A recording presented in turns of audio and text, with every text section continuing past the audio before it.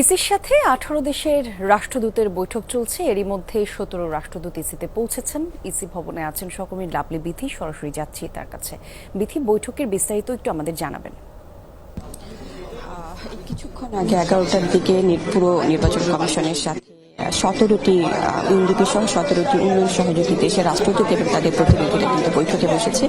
যদিও আমাদেরকে বিস্তারিত বলা হয়নি যে কোন কোন বিষয়ে আসলে তারা আলোচনা করবে, পরবর্তীতে একটি ব্রিফ করে আসলে বিস্তারিত জানানো হবে। তবে আমরা এখন পর্যন্ত জানতে পেরেছি যে নির্বাচনের প্রস্তুতি সম্পর্কে পুরো এই 17টি দেশের উন্নয়ন সহযোগী দেশের রাষ্ট্রদূত এবং প্রতিনিধিদের জানানো হবে। তার মধ্যে এই যে ভোটার তালিকা হালনাগাদ কার্যক্রম যে চলছে সে বিষয়ে জানানো হবে।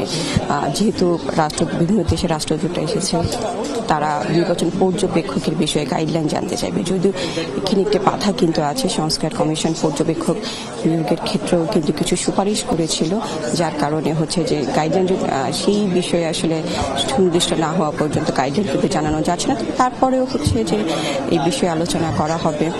এছাড়া ইউএনডিপির কাছ থেকে অলরেডি কিন্তু ইউএনডিপির সহযোগিতা করে যাচ্ছে ভোটার তালিকা হালনাগাদ কার্যক্রম এবং নির্বাচন সংশ্লিষ্ট বিভিন্ন বিষয়ে কিন্তু ইউএনডিপি সহযোগিতা করবে।